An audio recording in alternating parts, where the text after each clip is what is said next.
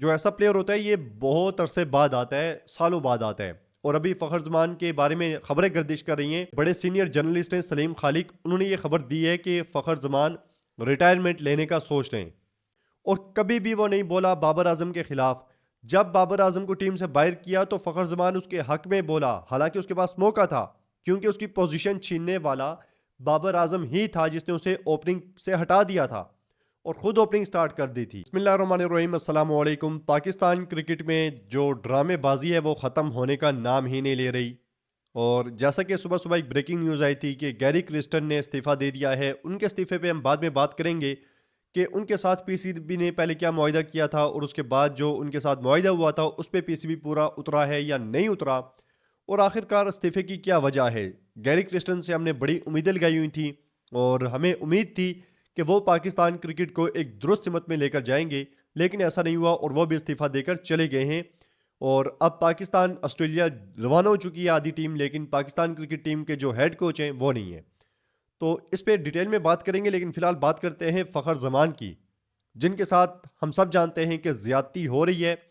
और ज़्यादती की वजह क्या है वो ट्वीट नहीं है। आप ये बात अपने जहन में रखें कि जो ट्वीट फ़खर ज़मान ने बाबर आजम के लिए लिखा था वो सिर्फ एक बहाना है और निशाना फ़खर ज़मान है। क्यों? कि फ़खर ज़मान ने कुछ अर्सा पहले जो कैंप हुआ था, पीसीबी ने चैंपियन कप के दौरान एक कैंप लगाया था और उसमें साइम अयूब, फ़खर ज़मान और बाबर आजम, मोहम्मद रिजवान, शान मसूद, इन प्लेयर्स को उन्होंने शामिल किया था और उनसे राय मांगी थी कि हम पाकिस्तान क्रिकेट को कैसे दुरुस्त कर सकते हैं। तो उसमें फ़खर ज़मान जो है वो बड़ा खुल के बोले थे। एक शख्स है इंटरनेशनल डिपार्टमेंट का, उस्मान वाला, सुना है बड़ा पावरफुल है और पावर वाकई है उसके पास, क्योंकि हमने देखा है बड़े पुराने अरसे से वो चला रहे हैं। और ये इस तरह के जो नाम होते हैं ये न्यूज़ में नहीं आते ज़्यादा, लेकिन पावर इनके पास बहुत होती है। उनके खिलाफ फ़खर ज़मान ने कंप्लेंट की थी और कंप्लेंट जायज़ भी थी कि मैं कैरेबियन लीग खेलने गया हुआ था, वहाँ पहुँचा, पीछे से इनने मुझे चैंपियन कप के लिए बुला लिया, वहाँ से भागा भागा बंदा आया वापस, तो उससे कहते हैं कि आप फिटनेस टेस्ट दें। मतलब एक बंदा कितने घंटे की फ़्लाइट करके आया, उसके बाद आप उसे ना रेस्ट दे रहे हैं ना आपने उसे कंफर्म डेट बताई है, एकदम से आप उसका फिटनेस टेस्ट लेना चाह रहे हैं। तो उस चीज़ पे फ़खर ज़मान ने तनकीद की थी उस्मान वाला पे कि पहले एनओसी का मसला और पता नहीं क्या, बहुत से प्लेयर्स थे जिनको इस शख्स के साथ मसले मसाइल थे। लेकिन बजाय के पीसीबी फ़खर ज़मान की कंप्लेन को सुनता, उन्होंने निशाना बना लिया फ़खर ज़मान को कि वो बोला क्यों। अभी कल जो प्रेस कॉन्फ्रेंस थी उसमें यही बताया पीसीबी ने कि हमने उस ट्वीट की भी वजह थी और साथ में फ़खर ज़मान ने जो हमें बताया था कि इंटरनेशनल डिपार्टमेंट में ये प्रॉब्लम्स हैं, हम उन्हें दुरुस्त कर रहे हैं।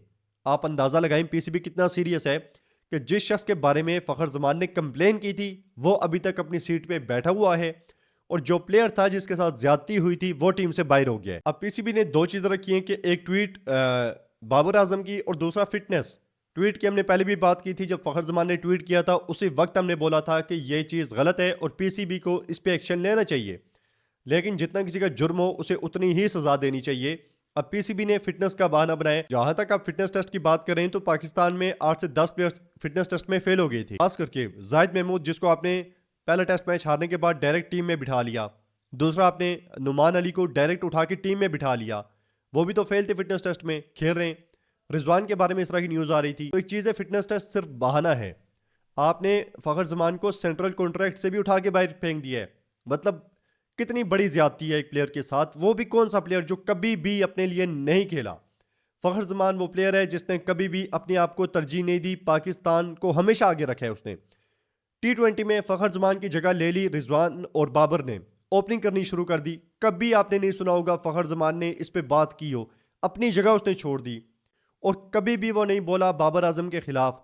जब बाबर आजम को टीम से बाहर किया तो फ़खर ज़मान उसके हक में बोला, हालांकि उसके पास मौका था, क्योंकि उसकी पोजीशन छीनने वाला बाबर आजम ही था जिसने उसे ओपनिंग से हटा दिया था और खुद ओपनिंग स्टार्ट कर दी थी। लेकिन फ़खर ज़मान कभी भी किसी भी ग्रुप बंदी का जो है वो हिस्सा नहीं बना।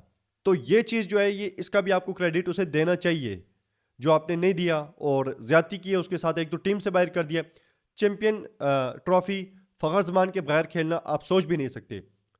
पिछले 8 से 10 साल आप उठा लें, फ़खर ज़मान के अलावा कोई प्लेयर आपको ऐसा नज़र नहीं आएगा जो दुनिया का कोई भी बॉलर उठा लें, स्टार्क उठा लें, बुमराह उठा लें, कमिंस उठा लें, जो बॉलर आप लाते हैं ले आए, फ़खर जमान ने सबको धोया है, सबको धोया है। और पाकिस्तान की पूरी टीम में आपको और कोई ऐसा प्लेयर नहीं मिलता जो फ़खर जमान की तरह खेल सकता हो। जो पावर फ़खर जमान के पास है वो किसी के पास नहीं है। जिस तरह से मैच का पांचा फ़खर जमान पलट सकता है, कोई नहीं पलट सकता। न्यूजीलैंड के खिलाफ 400 का टारगेट था। जिस तरह से फ़खर जमान खेला था उस मैच में, फ़खर जमान 125 के 126 पे नॉट आउट था और कोई 150 का उसका स्ट्राइक रेट था। छक्के मार मार के उसने बुरकस निकाल दिया था न्यूजीलैंड का।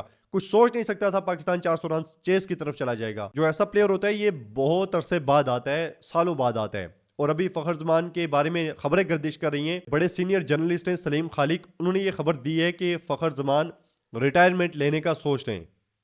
तो पीसीबी से रिक्वेस्ट है कि खुदारा ऐसा ना करें और फ़खर जमान को बात करें उसके साथ। जो उसने ट्वीट किए ज़्यादा से ज़्यादा वो तो कोई मसला नहीं है, और उस्मान वाला के खिलाफ आप एक्शन लें जो लेना चाहिए आपको, ना कि फ़खर जमान जो प्लेयर है, बेहतरीन प्लेयर है, उसके अलावा आपके पास प्लेयर ही नहीं है। और वीडियो के एंड पर आपको एक और खबर देते चलें कि फ़खर जमान को ना सिर्फ ऑस्ट्रेलिया और जिम्बाब्वे के खिलाफ बाइट किया गया है, बल्कि साउथ अफ्रीका के खिलाफ जो सीरीज है फ़खर जमान उसमें भी नहीं होंगे, क्योंकि फ़खर जमान को जो फिटनेस टेस्ट है उसके लिए दोबारा बुलाया गया है जनवरी में। और अफ्रीका के खिलाफ सीरीज है पाकिस्तान की दिसंबर में। तो अब देख लिया आपकी क्या होता है फ़खर जमान। और चैंपियन ट्रॉफी में पाकिस्तान फ़खर जमान के बगैर मतलब नामुमकिन है भाई, हो ही नहीं सकता कि आप फ़खर जमान के बगैर जीतने का तसव्वुर भी करें।